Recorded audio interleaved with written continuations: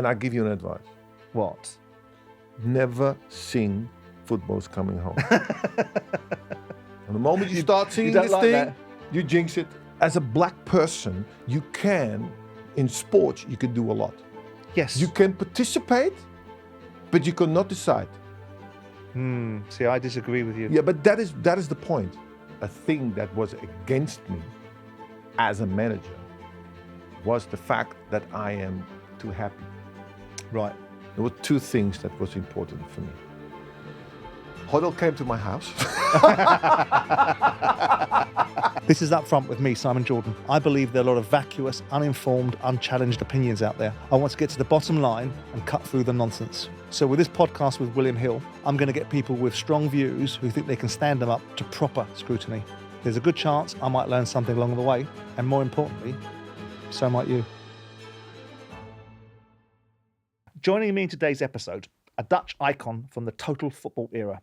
His accolades stretch across the domestic and international game, winning the Euros, multiple titles in Holland and Italy, 2 European Cups, whilst achieving the ultimate individual honour, the Ballon d'Or. Initial success in management following lifting the FA Cup with Chelsea before an infamous Geordie fallout. Ruud Gullit, welcome to Up Front. No fallout. Just resigned. We'll get to that, Mr. Gullit. I just say it We'll to you. get It's to not that. a We'll get to fallout. that. You can set that record straight. Anyway, we've got a rare beast in front of us because there's only been 38 Ballon d'Or winners, and you're one of those. So it's really nice to see you. Thank you. Take us back. What I do with you guys, you superstars of sport, is try to understand what it was that created you, what it was that made you, what it is that were the unique ingredients that enabled you to achieve the characteristics. And your background is an interesting one. You know, you've obviously come, originally your father came from Suriname. Yeah. And you arrive in Holland at an interesting time in the development of Dutch football. Mm-hmm. And in the interviews I've seen you, the way that you've played for your career, your achievements obviously speak for themselves. But there's an element of significant self-assuredness about you. Where does that sort of belief system come from? I think the thing is that my father was a teacher. Right. And my mom worked in the museum. So therefore, my father had no time to bring me anywhere. Right. I had to do everything myself. And if I asked him if he could, then he said, you have a bike. Right. So do it yourself. Be a self-starter. Yeah. I'm happy for the fact that he did. When I was invited to do selection games for the national team of under 16 or something like that, I had to go from school, take the tram, train, bus, go there, play, and go back again. Yeah. Sometimes I had times that I came home very late on a Wednesday afternoon and still doing school. So therefore, I did everything myself. I played for a small and amateur team. And I could compare myself to players who were playing for big teams, from Ajax, Feyenoord, PSV Eindhoven. Right. And I could compare myself. And I said to myself, nah, they aren't much. Compare yourself in what way? In skills and abilities. Yeah. And I said to myself, these are not better than me. Right. I felt that I was better than them. So therefore, I had a talking feeling. about 15, 16-year-old Yeah, kids? so therefore you have a feeling like, oh, you know, if you feel like that, then you have a possibility to become a football player if you have the right attitude to But it. where does that belief come from, though, Ruud? I mean, I was a confident kid, and I wanted to set out to do things in my life, and never believed that anything was. I believed everything was overcomeable. Some things aren't, but most things are. But to have that sort of self-assuredness, that must have been programmed into you from somewhere. I don't know. I think my mom, for instance, is a very very positive person. Yeah. For her, the cup is always half full. She smiles a lot. She can't do harm to any people, and I have a lot of her in me. I see everything in a pink cloud. You know, everything is positive. Yeah, and so therefore that is self-belief is also part of that. I sometimes I think back to myself. I think I had a little bit too much of self-belief, but it helped me, and I am also positive. I like to laugh in life. I like to have. To enjoy it, to embrace it. Yes, I enjoy life. I remember being 10 years old, walking around near there's a big church in the area where I was. It was the Westerkerk. It's a very famous. And I was walking around. I'm 10 years old, and I remember. And I said to myself, I was so happy that I had to stand still at that moment of happiness. Right. So I still remember. It's like you stamp it in your memory. And for a 10-year-old, that's odd to think like that. But I thought about that moment. So therefore, I had a wonderful youth. I have my mom was fantastic for me, for her mentality. My father was a teacher, so he was all the time trying to educate me in all kinds of things, interested me in Broaden a your lot of horizons, things. yeah. So I think that helped me in my career. When you talk about this confidence and this belief, and you touched upon it yourself, in terms of maybe I was overconfident at times, does that manifest itself in an example with Ajax, where I see an anecdote about you being offered an opportunity to go to Ajax at a certain stage in your career, and your expectation was for them to come to you, rather than and kind of sort of the Ibrahimovic ideal that he doesn't have trials. No, you at haven't. No, Arsenal. No, that was not the reason for. I didn't have that self-belief for that. But the thing is, they called me in order to have a talk with me. Yeah. And I said, look, my parents are not here. They're working both. Come to my house. Then we can talk with my parents, both of them. We can talk about this, this going to Ajax. Yeah. And they said, no. You have to come to us. You have to be happy to play for us. Right. And I was like, so I have to be happy. I have to come to you. You want me. Yeah. I just wanted to feel how much you want me.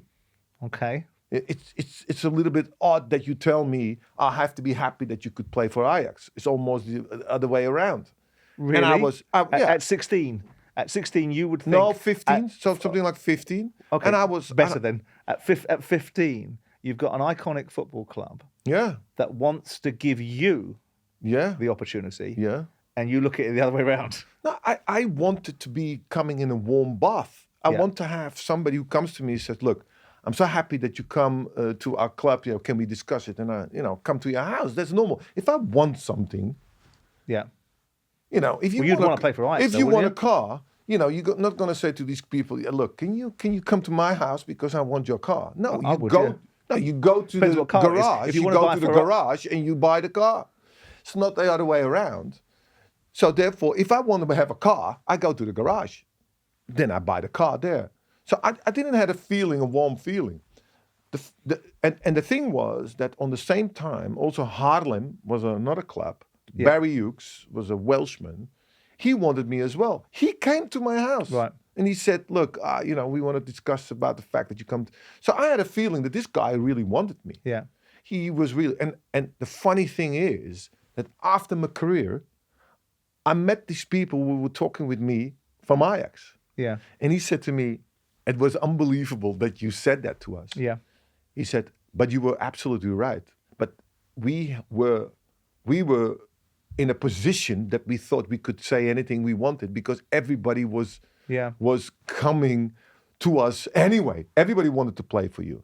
And I just said, look, you didn't give me a feeling that you really wanted me. I had a feeling that I was one of the so many that wanted to come for you. And I was almost, hanging like with hands like this. So I said to them, look, I think I made a good career also without you. Of course. But of course. I found it very, very strange if you really want something and that I have to be happy to play for you and that I have to come to you. See, I would look at it the other way because having been a club owner, I would say it's wonderful, you're a talent, but I'm the one that's giving you the opportunity. Without my team, you can have your talent and you can blow it out of your ass because you'll have nowhere to play. Yeah, but I just want to feel from you. Yeah, it's a balance. It's a feeling. It's a balance. It's a feeling that you give me. Yeah, it's a balance. Yeah. And the feeling that they gave me was that I had to be happy to play for them. Yeah. And I thought to myself, wait a minute, of course I'm happy to play for you. Well, it's the same sort of feeling. I mean, to some extent, Ruud, I don't disagree with you and I understand the principle that you're saying, but it's the same sort of feeling that Alex Ferguson would have engendered in the United players. about the necessity of the reality of playing for Man United. You're playing for an iconic football club. This is a football club that goes on after you and was big before you. And here is this stage that you will either excel on or be given an opportunity in. So I can see both sides of the argument. Look, and it didn't hurt you any, did it? No, it because didn't hurt ultimately, me. look at It your didn't career. hurt me. I didn't have a feeling that I come in a warm bath. Yeah. I had a feeling that I was just one of the many. But it's bloody confidence, though, isn't it? It I mean, that is confidence, Yes, isn't yeah, it was confidence. The thing is that people sometimes mix confidence with arrogance. They do. That's not the point. Yeah, I agree I with you. was not arrogant at all. I was confident of my abilities. Yeah. But I just wanted to look for something. So can you imagine? I went to a team that was way lower than Ajax. So it's not because I was arrogant to go. No, I just wanted to have a feeling that somebody really was up for me. And I took the right decision. That team relegated also. So I played a couple of games in Haarlem. Not many. Some people would say that you could have been a big fish in a small pond there. And that might fed the necessity to be loved and stroked and massaged and told how wonderful you are. No. I didn't have that because I was going with the train. I was going there with the bus. Yeah. I went there to a school. I just went to the same thing. And I was training with the first team. I played 5 games in the beginning and then I went to the second team. So, I was not... But it must have taken... I mean, I'm not going to dwell on this subject too much, but I like it because it's ballsy. It must have taken balls. See, I agree with you. I hate the expression arrogance. It's an expression that's often used to qualify somebody that makes other people feel uncomfortable because they're very confident and they believe because in themselves. They don't have it. Yeah. And then they see it like that. The thing is, it's just... I always followed my intuition. Yeah. The feeling, the gut feeling, what I had. And the gut feeling was not the right moment. Yeah. When I was with Haarlem, I had a good feeling. This guy, Barry Hughes, gave me a good feeling. Yeah. Gave me just, and I'm happy that I made that decision based on my gut feeling, because everybody in Amsterdam says to me, "How on earth did you even go to Ajax?" Because of the iconography that goes with Ajax. Is it ever a regret for you? No. No regret at all. No. When you were developing, who were your footballing inspirations? Who did you look to? No, Who did you I admire? think that Johan Cruyff was an Of course. inspiration Yeah. for us all. I think that the way he played football and the Netherlands in the 70s was an inspiration for our players, for the youngsters after that, but also for the rest of the world to watch Dutch football. This total football, where this ideal that was, where did it first come from? Who first denoted Dutch football as total football? I think that was Michels, right. the coach. The thing is, Dutch, total football is just. A lot of people don't understand what it means. Well, that's what I'm going to ask you next, because I tell you what, let me just make a point and you can then smash me to pieces if you want. See, I watched Dutch football and I thought it was brilliant. But then I remember watching the Nottingham Forest team of 1978-79 That was a good team. that had no star players until they signed Trevor Francis. But they had players like John Robertson and Archie Robertson Gemmell. on the left side, Yeah, great players. player. And I looked at that brand, and recently I've been watching it again because they did a documentary about it called I Believe in Miracles, which Johnny Owen produced, which if you've not seen, brilliant. That team played beautiful football. And I think to myself, this idea that total football was only the precinct of the Dutch, is that not a bit of a myth? I don't know. I don't know how you see it. I think that we were the first one to do so. Okay, well, let me then explain to me what you think total football is. Now, for me, total football was, it's very simple. If I'm a left back, okay, and I just go forward, okay, most of the times in England, especially in England, you see that after this play has been finished, it's a goal kick or you see this left back running all the way back to his left back. No. Yeah. You stay there. Yeah, someone else drops in. Then the left midfielder plays left back. Yeah. So on, so you can stay there. So that's total football. Nothing else. Versatility. It's just versatility. Yeah. Everywhere you go, you switch positions, but you stay in the positions on that moment where you finish. That's what total football is all about. So I don't want you right back to run all the way back. In most of the time, I see a central defender goes with a corner kick, and then after the corner kick, you see him running as crazy to back to his reestablish his position. position, yeah. You don't need to, because there's somebody else there. So you can stay there because we want to put pressure on the opposition. If you go back all the way, it means that the opposition You has see a the advantage, possibility yeah. to have a build-up. And that was the reason, that was a little bit of total football. And it was a 4-3-3 system. And why? Because the Dutchies believed in the 4-3-3 system, you have more triangles. Right. Okay? And that's why you have, when you all the time have these triangles, it's easier to play your football. That's a bit. I had arguments about that also with Johan Cruyff, because with Milan, we won with 4-4-2. Yeah. I remember people saying that a lot of English teams came to Milan to see how we played our 4-4-2, because England was always playing 4-4-2. Yeah. If I had discussions with English, they say, it's not very adventurous to play only with one striker. Yeah. You see, but we see the right wing and the left wing also as a sort of strikers. Yeah. But they see it as only one striker. Yeah. I understand that as well. And I think in football, there is no one philosophy. I think football is just to find a jigsaw in your team that makes you all of a sudden win. And sometimes it just happens.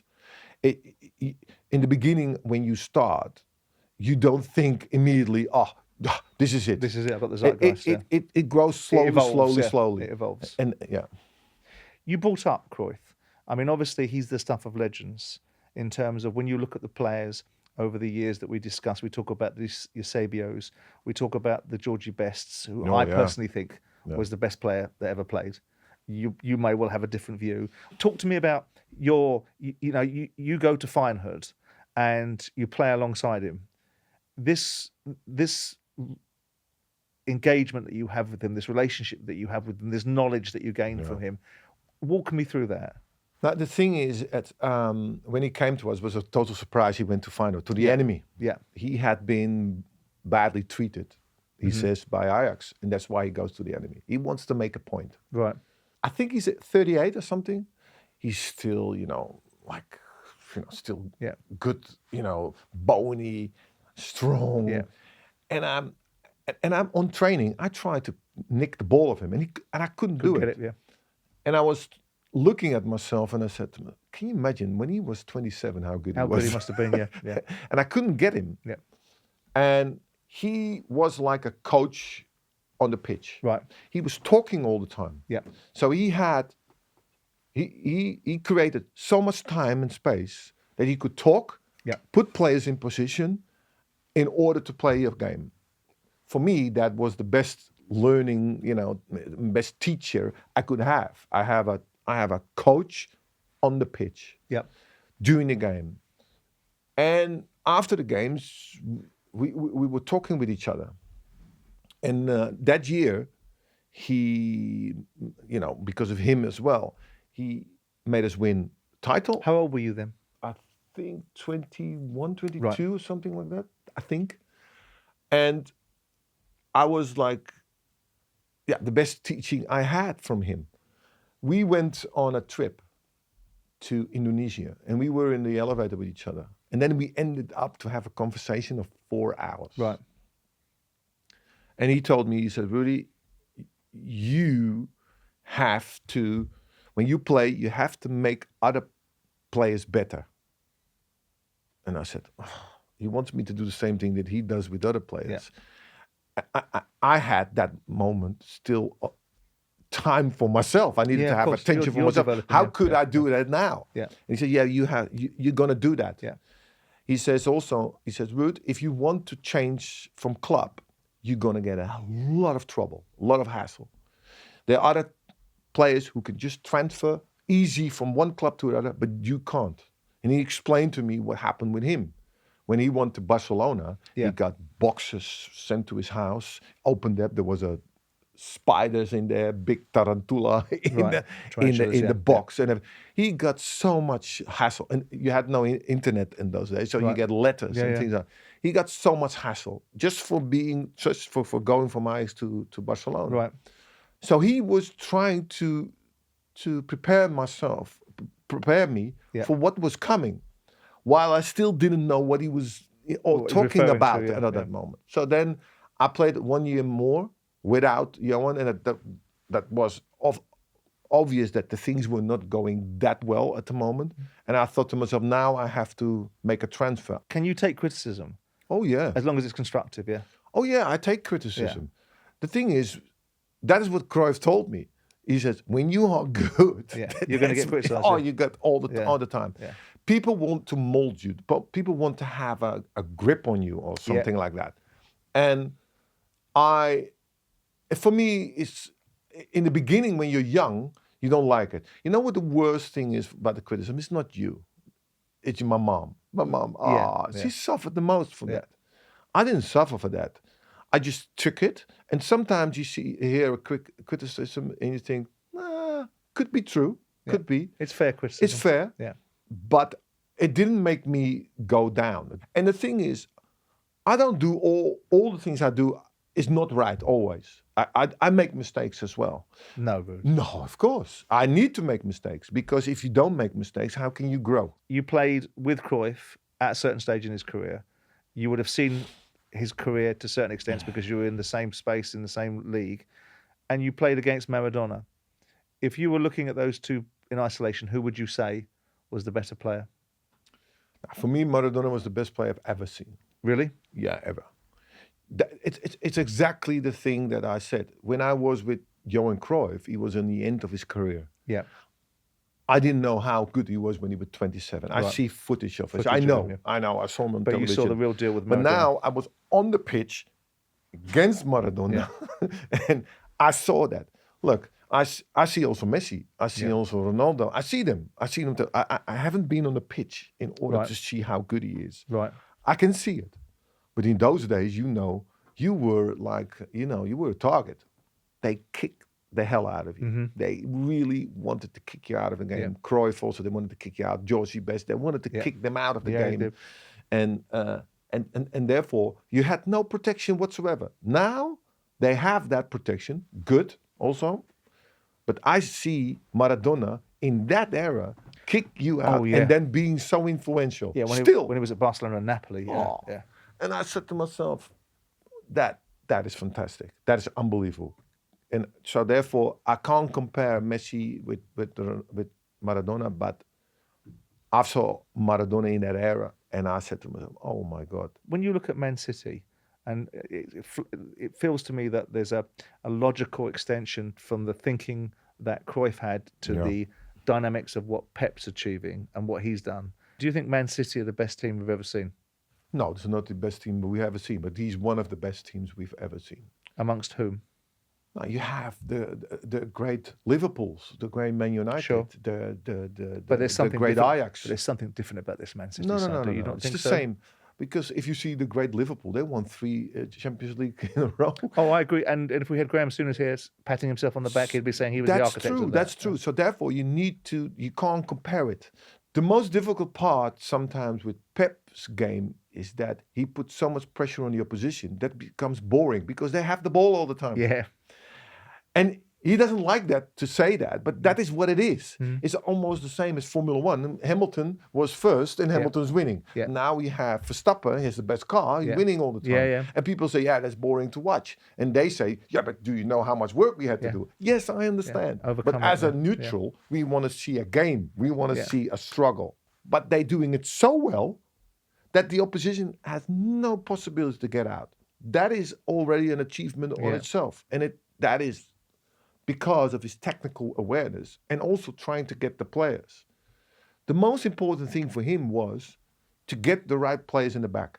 Not so much the players up front, the players in the back. How much did he spend on players in the back? Stones was not even his most important player. He would put him on the bench. Then later on, he found out that, he can play in midfield. Yeah. And all of a sudden he became, so therefore I say, sometimes just one thing can change it. And it's just trying to find the puzzle of this jigsaw. I'm a lover of Kyle Walker. I just think Kyle Walker is a phenomenal player. Phenomenal player. Yeah. But also he has been on the bench a couple of times. Yeah. Also him.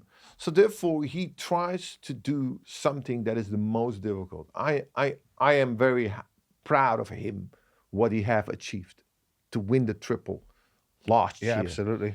And in the way he did it was for me phenomenal. I would recommend him to just resign because you can't do better. Can't go any further, You yeah. can't go better. You can only go down. Back to you. You leave Finehood, and I'm going to ask you a ridiculous question because I know the answer already. But was there any trepidation going to AC Milan as the world's most expensive player? Did it fill you with any anxiety about this? Geez, look at the price tag, £7.5 million. I'm going to Milan. Did it fill you with any anxiety? Or no, not at all. No. I thought I knew the answer, but no. No. I told you I had overconfidence. Yeah. No, you had belief. I had belief in myself. I was confident. Because some people shrink under the weight of expectation, don't they? Because you know what the thing is? I enjoy playing football. Yeah. When I'm on the pitch, Yeah. I enjoy what I do. I want to have fun. It's Yeah. like a kid who wants Yeah. to have fun. So I don't see it as work. No. I see it as, we're going to play again. Why did you choose Italy? I mean, you must have had an embarrassment of riches. The Walhalla of football.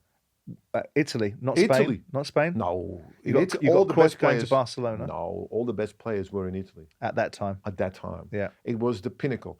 If you go to any team in Italy, every team had the 3 best foreigners of the world in their team. So with every game you play, you always had to be on your toes because it was hard work. Was it also that the money was in Italy at the time? Also, yeah, the money, Yeah. of course, because they were the only one who could afford me. I never thought that I would go to Milan. Yeah. I get a phone call in the training facility of PSV Eindhoven, and they call me and they say you have to go to the Philips building. Mm-hmm. I have to do. Yeah, there are people there you want to talk with you. Yeah. Okay, so I go to the Philips building. I go in, and Mr. Berlusconi sitting there, and they tell me, I said, yeah, he bought you for 14 million. That was it was an unbelievable amount of money that moment. And I said, okay. It was a strange moment for me to understand that I was going to Milan. But it must have been quite a nice landing for you because you've got this triumvirate, haven't you? You've got Frank Rijkaard, No. and you've got Marco van Basten. No. Tell me no. Why no? First year was You're the first one there, First year was only Van Basten and me. right? Marco got injured after 4 games. Yeah. And only came back in the last 4 games of the season only. Frank Rijkaard was not playing there. Right. And I remember that Marco and I were forcing and trying to persuade Saki to buy Frank Rijkaard because Okay. Frank had signed 2 contracts at the same time. So he thought he was crazy. I said, no, he's not. But we knew that Frank was the last puzzle of the jigsaw Piece of the jigsaw, we yeah. needed already during that season. We were not even champion that time. Needed to have him on midfield with us. And we persuaded him, and eventually he came the second year.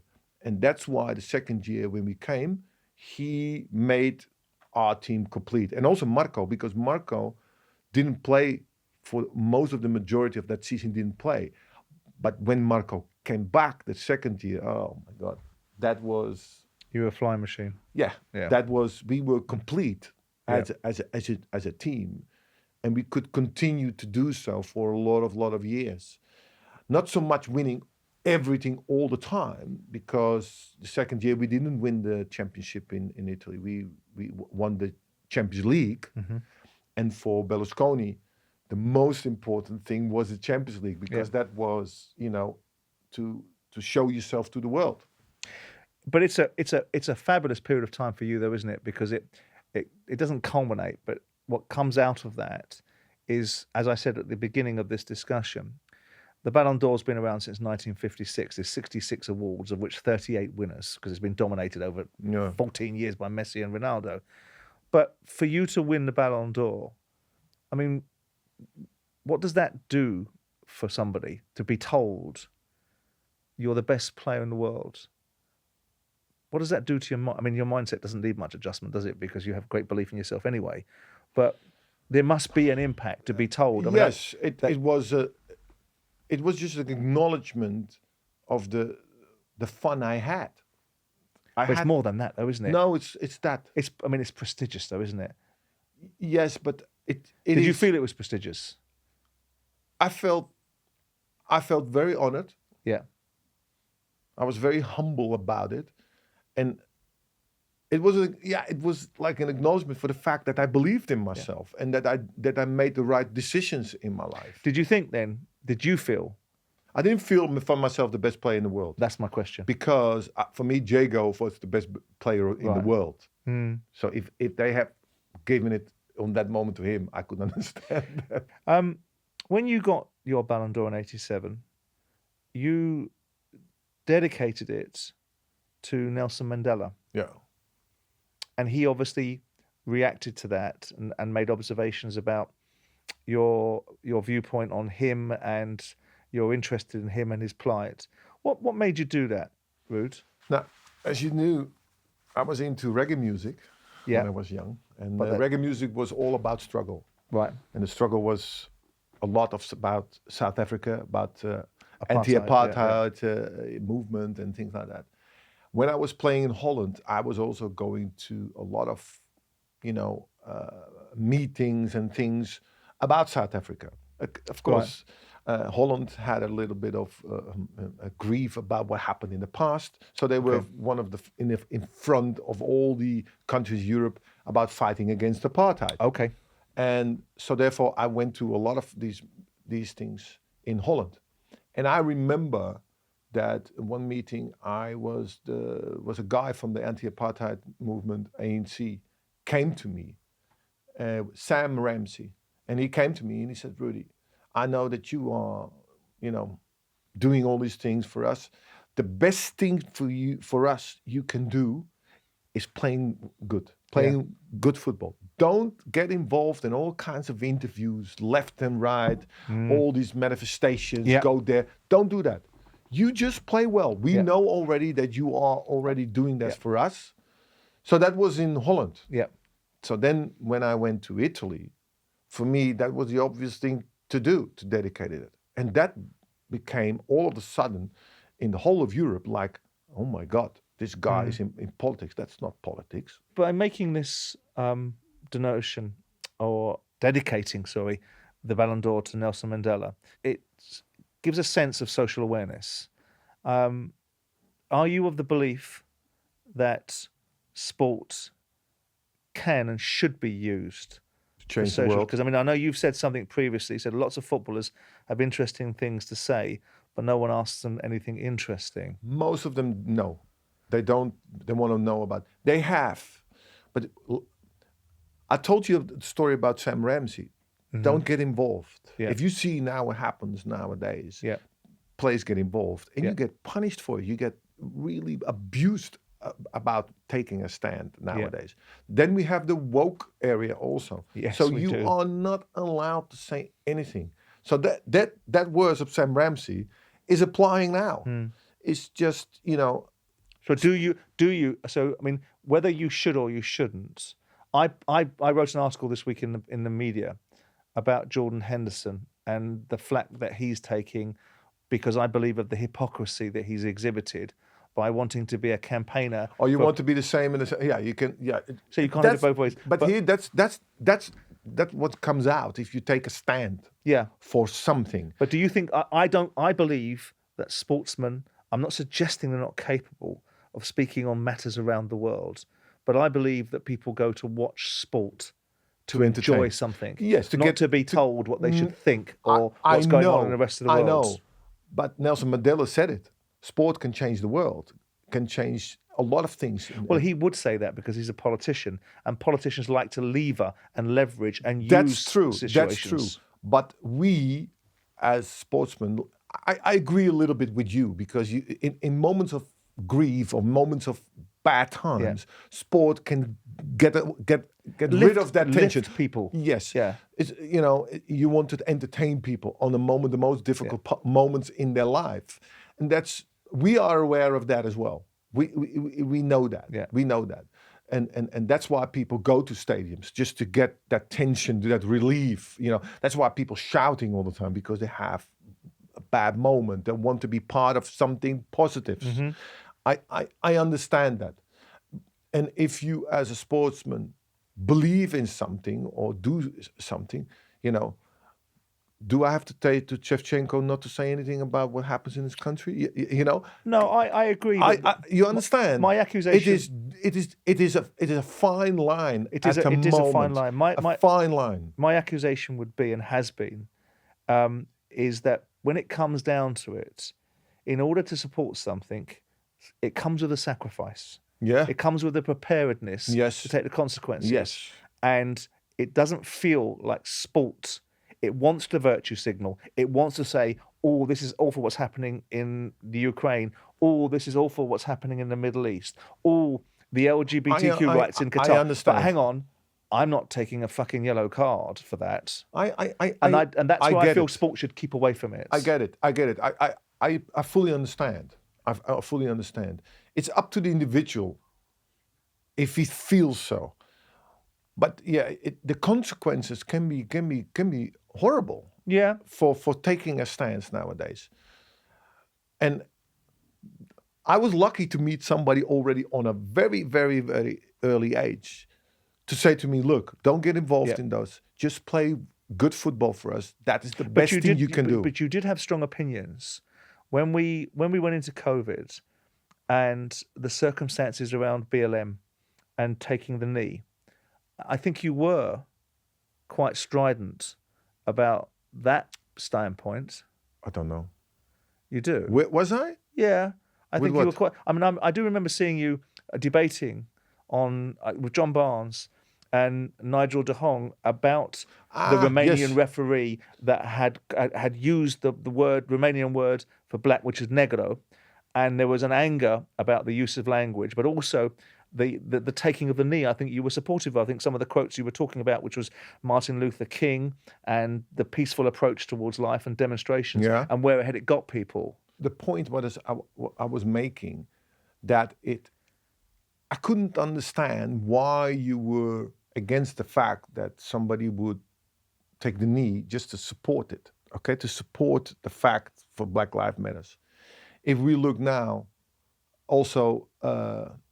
But you went beyond that, Ruud, because the big argument is, and I make this point to you as a white man to a black man, about opportunities in sport and the lack of representation. And I have owned a football club, and I have invited people to work for me from every persuasion, because I don't give a shit what you are as long as you can do a job. But you are like that, but a lot of other people are not like that. In my experience of football and having met most of the other football club chairmen, and it's a crass expression, but they would have employed Osama bin Laden if they thought he could win games for them. It never came down in my experience. So you made observations about the black coaches in Dutch football and the feeling, and you made it specifically about Patrick Kluivert not being given an opportunity to coach properly, or only ever being a coach. Okay, I will tell you one thing. Do you feel that there's a real issue? Oh yeah, there's a real issue. Well, then tell me what it is. Okay, I will tell you. The Dutch Federation had a problem with diversity in the federation. A lot had a problem. A problem with doing it, or a problem with talent? Doing diversity. They wanted help in order to do so. Okay, because a lot of people, they say that they don't see it. Okay. The worst thing that people can say in that debate was when we were on television, was some of them that said, yeah, but I don't want to just employ somebody who's black. And by the way, I want quality. Yeah. But that's almost if you say that black people don't have quality. That was a bad and rude... No, but that's your interpretation. You're the embodiment. Wait a minute. But you're the embodiment. You've achieved everything. You've managed some of the biggest clubs, but played for the biggest clubs, won individual honours. Yeah, but as a black person, you can, in sports, you can do a lot. Yes. You can participate, but you cannot decide. See, I disagree with you. Yeah, but that is the point. And that is also what the federation was thinking. Right. So the federation asked help. So we founded a commission, the Commission Mijnals. And Mr. Mijnals was the first black player who played for the national team, for the Dutch national team. In 3 years' time, and not without a struggle, because they didn't want to negotiate. A lot of people didn't want to negotiate with us from the federation. We felt that they were trying to push us out. And it took us a long time. Eventually, after 3 years, we managed to get a woman as director of the federation. Nigel de Jong is technical director. But not because she was a woman, though. Because she was talented. Yes, but... and she just happened to be a woman. I will give you another example. There was a Philharmonic orchestra, who always had a first violist, or whatever you call it, as a man. Okay? Yeah. So, and of course, after a while, I said, well, how is that possible all the time? So, they organized a blind audition. Just listening. I've heard this analogy before. Yes, listening to what they said. Yeah. They said, okay, this one is the best. And it was a woman. Yeah. So therefore, you need to give people opportunities first in order to talk with them. Yeah. You maybe did it, but not everybody did it. Wait a minute. No, I'm not going to, So therefore, the federation now we have in the board, we have Seedorf now, who is in the board of the federation. That would have never happened before. Right. So we are happy that change has been occurred. Now people acknowledge the fact of this commission. What happened in America?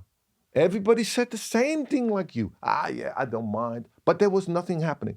They had to implicate a rule in order to. What do you see in America now? You see black coaches in basketball, American football. And so therefore, it is there. But it is about opportunities. Yeah. I mean, my argument on the other side of this, insofar as I have another argument, right? Because I think what you're saying is what I believe in, which is equal opportunity. I don't believe equal opportunity equals equal outcome. No, I agree with that as well. I don't want a job just because I'm black. Yeah.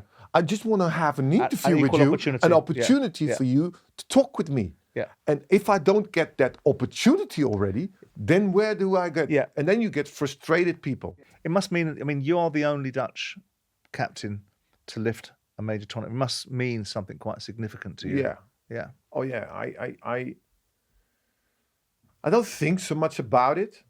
For me, it was almost like, you know, like a dream. You know, if you win it, you don't come to your senses for a long time, and then all of a sudden you sit in your house, no noise and everything, and then you think to yourself, what just happened? What happened? We are aware of it. I don't want to talk so much about it. Were you lionized by the Dutch people? Was it this moment where the Dutch side that gave us the ideal of total football, that went to 2 World Cup finals, that is a small nation but was producing wonderful footballers, has this next generation with you at the top of the tree, you've won a Ballon d'Or, you're the best player in the world, and you're Dutch, and then you're lifting... But you forget also something. In that period, PSV Eindhoven won the Champions League. Yeah. And in that period also, Ajax won UEFA Cup. But Van Basten... So it's a remarkable time for Dutch football. It was a remarkable time for Dutch football. And you were the culmination of it. And that all, you know, glued together. And then here you go again. But I don't talk so much about it. There's a lot of people. It's a massive achievement. Past. It's past. Sure, but the thing is, you don't need to live. When I'm talking about you and your achievements, all the time in the past. No, because every year we become better. Oh, you were fantastic. Oh, you guys becoming better and better and better. After a while, you want. He said, "Okay, we've done that. That's the past. It's already 30 years ago. I agree with that. Come on, now we live now. Okay, fine. Now we do the same thing. We're a sum of all our parts, aren't we? So by definition, it's a natural conversation to talk about achievement because people leverage off that. They use it as an inspiration, and to understand from an Englishman that has never seen his side win anything, and a proud Englishman. And, you know, and desperate for us to win something and sick to the back teeth. Okay, and I give you an advice. What? Never sing Football's Coming Home. On the moment you start singing this thing, you jinx it. It's gone. You do realise it's a parody, don't you? No, we don't see that. In the rest in the rest of the world, we don't see that. Because you claim football. Yeah, because we're in the Scots. We originated it. Yeah. You invented it. But it's not yours. It's a global thing. No, I think it's a global sport. I think it's from everybody. I think it's. But you claim it with that song, and every time you use it, nobody wants you to win it, and that energy costs you. Yeah, but I don't think the team. It's a bad energy. So my advice is don't use it. Just keep on singing. Your international career finishes. You come back again in '94, and then you make a decision domestically a year later to come to English football. Yes. And you come because of Hoddle. No, not only because of Hoddle. There were two things that was important for me. Hoddle came to my house.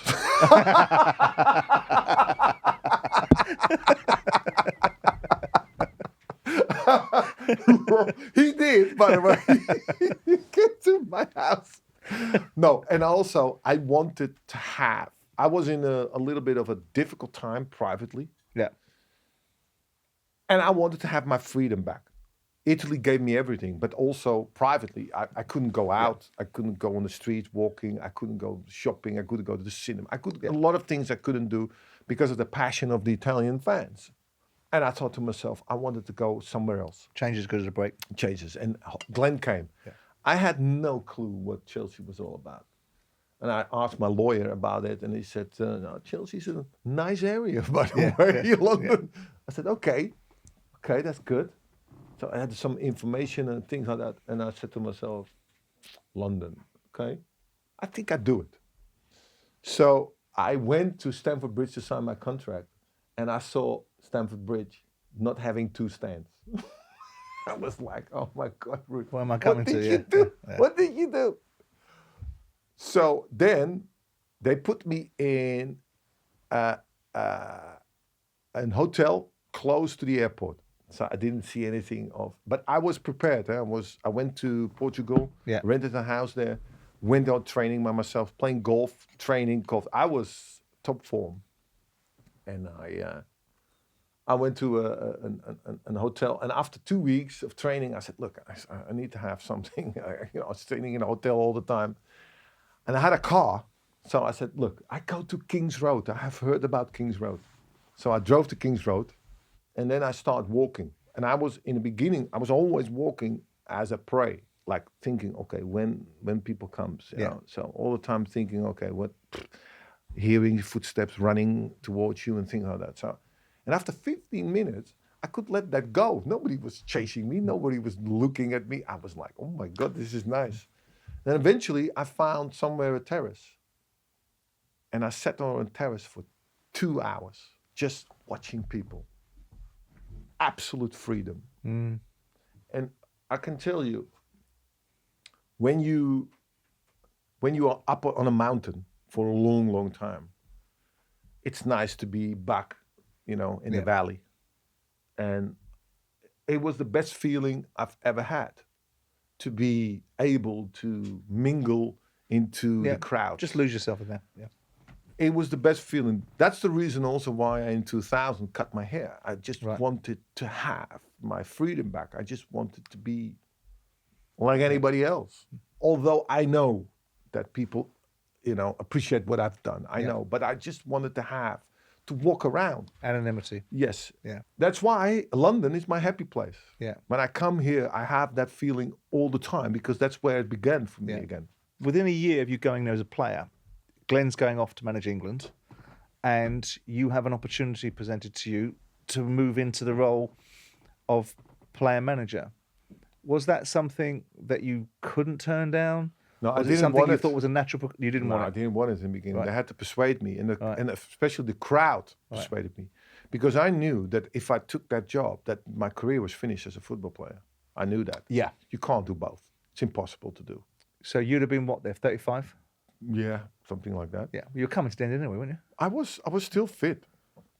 I could still play. Was football management something you envisioned? No. You didn't. No, even with these lessons in life that you were given by Cruyff. No. Of how much of a leader you are, how much of a person to bring people with you are. I never thought I would be a coach. Never. Right. Never thought. I remember that people ask me also, would you ever be a coach? I said, no.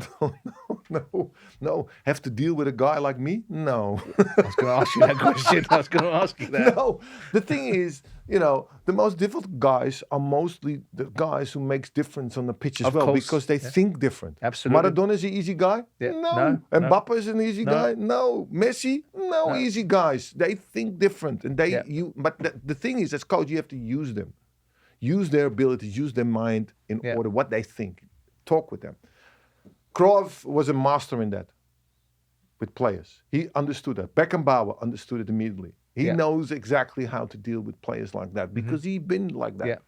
So for me, I never thought of being a coach. So therefore, I thought to myself, if I do this, my career is over.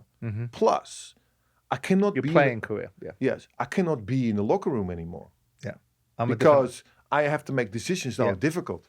So in the beginning, I had to laugh because there were players. Every time I go in the corridor, they say, "I don't love you anymore.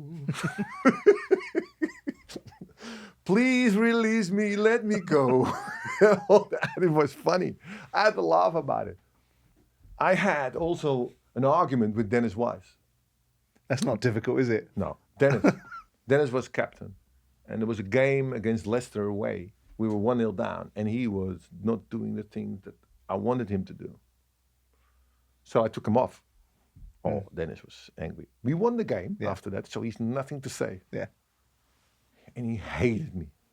And then we had a mutual friend who we played golf. I played golf. Right. And he would say, "Yeah, Rudy only wants foreigners in his team." And blah, blah, blah. I said, "No, he doesn't. That's not true, Dennis. I think you should talk with him. You should call him." Dennis came to my house. I was going to say, he must have come to your house. Yes, he came to my house. Dennis explained to me. I said, "Look, Dennis, that's not the point. I want you to play as I think you can play. You doing crazy things like red cards, yellow cards, It's of no use to diving me. into Yeah. people. I don't want you to do that.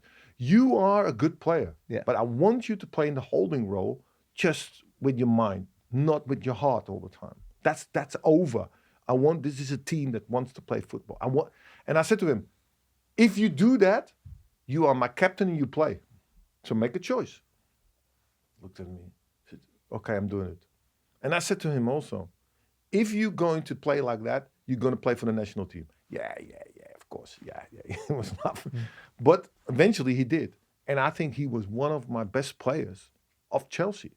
I mean, I know Wisey. I nearly employed him as a manager, and I like him. I think he's a character. I like him as well. He's a handful, but he's a character. But Yeah. for you to make the transition from player to manager, did you find it difficult? Was it a protracted process? Did you take advice from anybody? Were there any managers in your past? No, of course. I'm asking for If advice. all the I'm coaches, not. if you see Capello, Sacchi, Michels were important people that I saw. The only thing that I always thought that was a thing that was against me as a manager was the fact that I am too happy. Right. I want to have a laugh. Right. I want to enjoy myself. And I knew that was something that would go against me. Because if people see you laughing all the time, they think he's not serious. Yeah. That's a misconception of a person. But that's what people think. The more grumpy you are, the more serious you look. And, Right. and it has nothing to do. And I just didn't want to make... Sometimes, when I was on the pitch, I was thinking all the time of the team. You see me hardly laughing when I'm on the bench because I'm all the time thinking about what is the opposition trying to do. So that is not me. But you're not a laughing fool, are you? No, you're a very cerebral and clever man. I'm just positive. Did you think you deserve the sack? For what? I don't know, I'm asking We were doing well in I'm Europe. asking We you, were doing yeah. no. I was blamed later on that I was going a lot to Amsterdam. My mom had breast cancer. Yeah. She was in the hospital. I needed to be with her. Of course. And if you take that as a reason for sacking me, that says more about you than about me. This job, Souness, Allardyce, Pardew, have all described this job as the impossible job. Eddie Howe's got a different landscape right You now. forget somebody. Bobby Robson? Bobby, yeah. Yeah. You forgot somebody. Yeah. All described it as the Yes. impossible job. Was it? Maybe not so much now. It was Yeah. impossible. Yeah. Why? They asked me to play the game that we played with Chelsea, the same kind of football that we played with Without the Chelsea. players. In order to do so, I needed to I needed to do things that for some people were too difficult to do. That's not the point. But if you are open to do so, then it will. If you see players, I had English players look like Dennis. He wanted to adapt. He did. The point that Graham, I think, was making, and Sam were making, and to some extent Pardew was making, is this impossible circle to square of pleasing the fans' expectation. Newcastle fans, every time I open my trap and talk about their No, expectations. I love them. That was not wasn't my the impossible point. part. No, that was not the impossible part. The fans were fantastic. They just wanted success. If you see how he did now and does now, it's fantastic. Yeah. That is the success they wanted. A little bit of success that they can feel that they're part of the English football. That's just the thing that they Eddie wanted. Howe's got the perfect timing, isn't he? I mean, let's be having it right. But he has it right, eh? He absolutely does. And he's doing it the right way, and fair play to him. But they had 13 years of a chairman that they hated. And so they've got somebody in now. Eddie Howe lands in a perfect space where the atmosphere is. They could have put anybody in that dugout and he'd be given support. I don't know. Not success. I'm not saying it's success. I'm saying the atmosphere of Newcastle fans now is so fervent because they had 13 years. Because they focused themselves on the owner. Yeah, that's the thing. Yeah. So therefore, for me, it was impossible to do. I went to Shepherd, to Freddie, and I said, "Look, this is not going to work. It's not going to." But because you had to go to him, No. him come to you. I went to him. I said, "No, it's not going to help. It's not going to work. I just resign." He refused it. He refused to resign, and I said to him, "I said, look, I can't not change this. This is not going to happen here." Because I was also to a FA Cup final with him. Of course, we played against Man United. I went to that game. Yeah, that was a great team, by the way. We had no chance in. We played well, but they had so many players who could score goals. That was too difficult. But you've got them to an FA Cup final, and then I remember watching this, and given the little nuggets you've just given me about leadership, management, managing difficult players, being a difficult player, I'm watching you pick a fight with Shearer. No, I didn't pick a fight. I came already to Newcastle, and before I started, they said already, that Ruud Gullit wants to take him out. Before I even started, and that was not the point. That was not the point at all. So therefore, you drop him for a derby. I needed to do something in order. I was unlucky in that game. To do what? I was unlucky. But to do what? What did you need to do? You remember that I said that I took Dennis Wise out? Yeah. Captain. Yeah. And we won the game. That was a turning point also for him. Yeah. So. But he was a different character. Yes. Shearer's a cult hero. Look, I like Shearer. I'm sure you do. But look, you went in after Robert Lee. You went in after Shearer. No, I didn't went after anybody. The thing is, for me, players that can change, that can, if I give you all the tools to become better and you don't want it, then it is a difficult task for me. For instance, if I take Gary Speed, God have his soul, by the way. God rest his soul, yeah. He wanted to change. He was a midfielder that was running from box to box. And I said, no, I don't want you to do that anymore. I want you to be a holding player. And I want you to control midfield. He did. He was my best player. So therefore, if you have players around you who doesn't want to take advice from you, or are not capable of taking advice, or not capable of doing it, then there is no way that I can do it. I was right. They relegated it after that. Yeah. I was right. If they have the power, if these players have power, and I cannot change it, then you do it yourself, because then I cannot do anything for you. They relegated it. So I was right in everything. That was not my time to do so. And I said it to Freddie. Yeah. I said, look, I cannot change that. If they have power, if they are the ones who rule this club and this team, then so be it. Yeah. The funny thing is that I didn't have a grudge at all. I just wanted to make a point with Alan Shearer. The funny thing is that after our careers, both of us, we sat down together. Yes, because we understood each other's position. Yeah. He understood, I understood his, and he understood my position.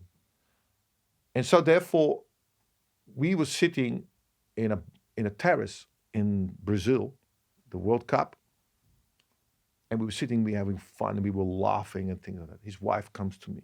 He says, "I cannot believe that you were the topic in our house.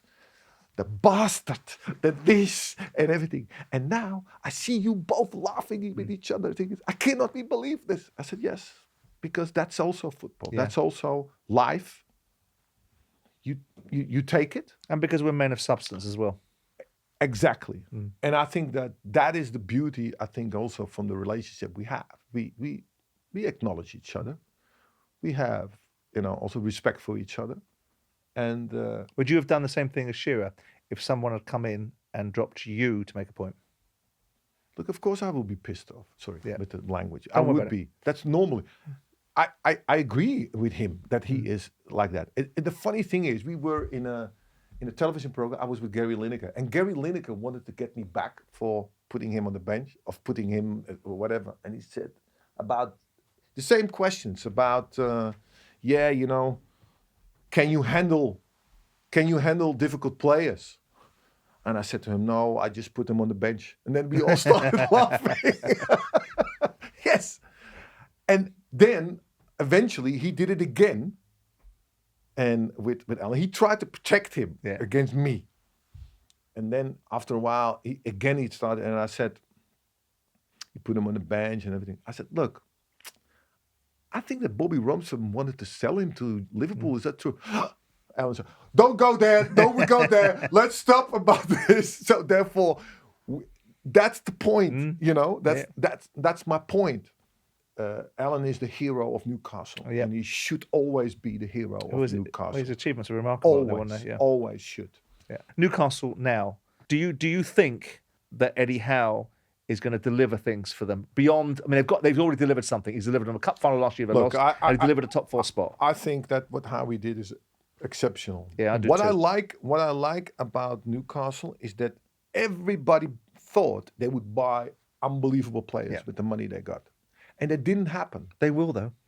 We don't know that. Guaranteed they will. I don't know that.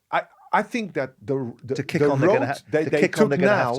Yeah, but the road they took now, for me, is a decent road. The best road they took. They take it step by step by step by step, and maybe it will, because now they play Champions League. All of a sudden, people want to come. Yeah. Huh? Yeah, and they smashed PSG last week. Yeah. So therefore, slowly, these players are coming now to Newcastle. That's what they need. They need to stay in the Champions League. Yeah. As long as possible in order to attract better Tall players. order, though, isn't it? And I think that Howie could do it. But if it doesn't, that's what the Saudi needs. They need to, every owner. We'll see. Every owner wants that. Come on. Well, Tottenham wants that. They want, but these guys are different, aren't they? We know what Daniel Levy, and Daniel's a friend of mine, and he will manage Tottenham in a certain way. The Middle Eastern guys, they have a different dynamic. Money isn't a financial problem for them. The sport is a gateway for something else. Sport is an opportunity for the Middle East to create different influences. So the fact that Newcastle, but the Americans do the same, man. For them, it's just a business. It's just a business model. Yeah, it is, but it's that's a different reason. But that's also fine, Ruud. That's clear. Do you think it's fine? Well, if you're going to pay players $500,000 a week, and if you're going to want buy success, yeah, of course you do. But business but the business. Yeah, don't misinterpret me. You're in a business of success, right? So, but the business behind it is the economics that fuel it. Man United are a business, right? But they're run by certain principles, which is that the amount of revenue they can generate and the amount of money that they can manifest for their opportunity is what's going to drive the football club forward. In the Middle Eastern football clubs, their agenda isn't necessary. They want success and they want to be the best of the pile, but their main motivation... What is their motivation, you think? Well, influence. They already have it. No, they don't. Oh, yes. They have influence. The Middle East is growing at the moment. And it's going to grow even further. It's growing at the moment. Grow even further. So power is shifting a little bit. Correct. But the way to, and one of the greatest commodities to utilise, as we spoke earlier on for different reasons, to be able to get yourself a seat at certain tables that you wouldn't be able to get a seat at, is through sport. It gives you soft influence. But everybody does that. But that's everybody. Everybody does it to sports. I understand that, but the point is, you is that want it also to. Yes, of course. It's not only passion. It's not only passion. No, I agree. I agree. It I is. agree. It is. Everybody has a certain motive But to there's a go different, into it. No, I agree that, and I've always said that. Some people go for recognisability. So, some people. so the Saudis is not different than But anybody else. but the reason why it is, and I'll close this point now, is that the rules of engagement are different for them. An American businessman coming in, John Henry coming into Liverpool, go, I'm going to spend some money, right? But I'm going to sell Coutinho first for 140 million quid, and then you can have Virgil van Dijk and you can have Alisson out of that 140 million quid. United come in, United owners will leverage that deal and we'll use the economics. The Burnley owners, different set of football clubs scale, but the Middle Eastern guys, they've got a different parameter because they've got more money than anyone's ever seen, and they're going to win by any cost and not necessarily by organic growth. So and their main motivation is to put the Middle Eastern countries on the map for influence, for recognition. But it's another way. It's another way. I'm just saying, but it is set of also rules. a way to get awareness about what happens in the Middle East. The Middle East is also changing a lot. I know. It's changing a lot. Ruud, I was one of the few people in the British media that when everybody was virtue signaling, we're not going to go to this World Cup, we're going to do this, we're going to do that. It's outrageous. You've got the Linekers in the world, with, but they've taken the Middle Eastern money, sitting there going, it's disgusting what's happening in this country. And I'm sat there going, every country evolves at a different pace. Every country changes its viewpoints. Exactly. And who are we in the West to lecture everybody in the other parts of the world? But that's what we do. But that's what we do. That's what we do. We are very good in that. Talking about managers and challenges, what do you make to Ten Hag and the challenge of Manchester United? He's a Dutchman. There's an element of there's a perception about Dutch, right? Which I don't know whether it's the language or whether it's the confidence, that there's a fine line between confidence and arrogance.